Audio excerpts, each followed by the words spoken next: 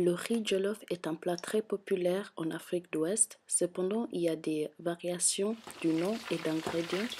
Par exemple, le jollof nigérien ou ghanéen est très différent de celui du Sénégal, connu sous le nom de Tchep-Djen, Tchep-Yap ou bien Tchep-Guinar.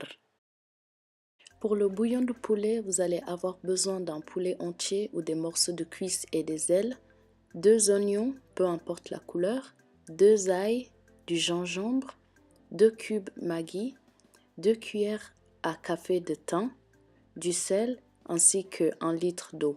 Après avoir ajouté vos épices, laissez bouillir pendant environ 15 minutes. Mixez 2 poivrons rouges, très importants pour la couleur du jollof, et 2 oignons avec un peu d'eau. C'est à cette étape que vous pouvez ajouter 1 ou 2 piments selon votre goût. Ensuite, mettez de côté.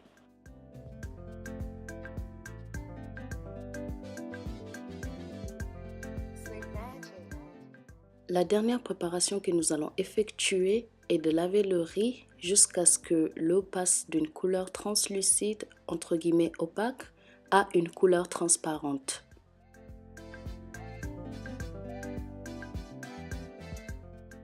Ceci peut demander jusqu'à 5 lavages. Le liquide blanc que vous voyez est l'amidon. Ne sautez pas cette étape, s'il vous plaît, parce que si vous ne lavez pas votre riz comme il faut, votre riz de jollof sera collant après.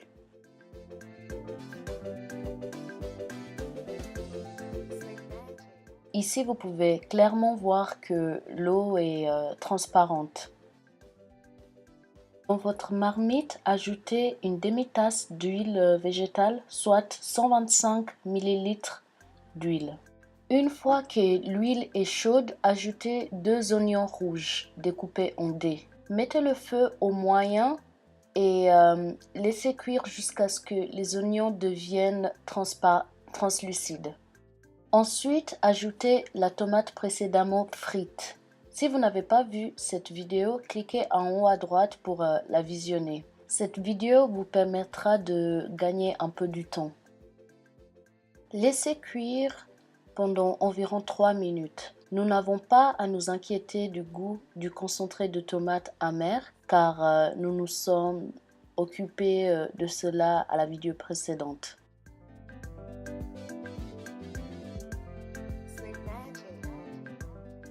Ensuite, ajoutez maintenant le mélange de poivrons que nous avons mixé précédemment. Assurez-vous de remuer très bien.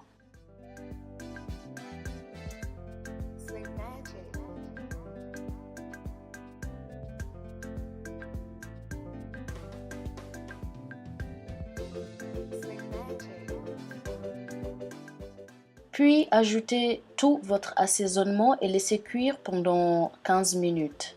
J'ai oublié d'ajouter le mien et vous me verrez le faire plus tard, mais maintenant est le meilleur moment de le faire. Juste pour rappel, l'assaisonnement auquel je me réfère est 2 à 3 feuilles de laurier selon leur taille, 1 cuillère à soupe de thym, 6 cubes Maggi ou Knorr, un peu d'aromates tout usage, par exemple jumbo, et un peu de sel selon votre goût. Tous les ingrédients seront sous la barre d'infos. L'assaisonnement peut vous sembler beaucoup, mais n'oubliez pas, nous ajouterons du riz pour faire cuire avec le ragoût et nous devrions être capables de retrouver les saveurs de l'assaisonnement une fois le jollof prêt. 15 minutes plus tard, après avoir ajouté le poivron, poursuivez en ajoutant le riz. Mélangez bien et assurez-vous que chaque graine de riz est couverte par le ragoût.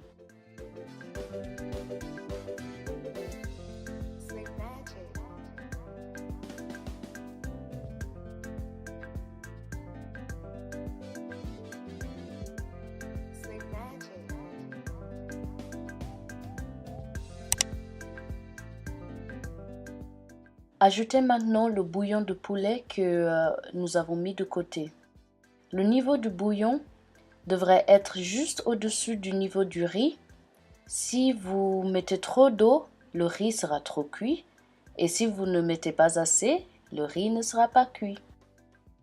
Je vous conseille d'ajouter le bouillon, remuer, ensuite ajouter encore, remuer, puis ajouter encore, remuer jusqu'à ce que vous arrivez au-dessus du niveau du riz, pardon.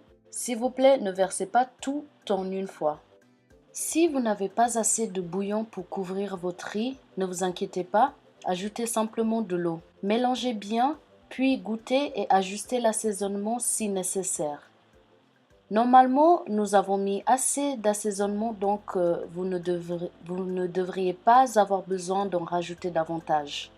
Ici, vous me voyez ajouter l'assaisonnement que j'avais oublié d'ajouter précédemment. Après avoir ajouté l'eau au-dessous du niveau du riz, réduisez votre feu au niveau le plus bas que vous pouvez et que ça continue de cuire. Je mets le mien au niveau 2. Comme un point de référence, le réglage le plus bas est 1. Cette étape fera ou détruira votre jollof.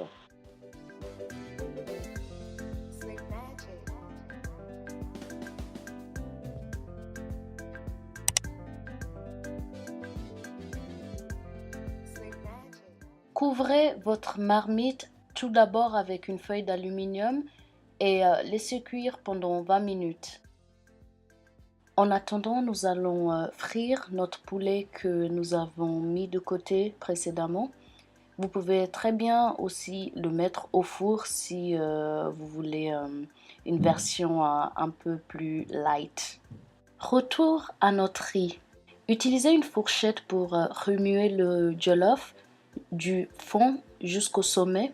L'utilisation d'une cuillère en bois pourrait écraser votre riz et nous ne voulons pas cela.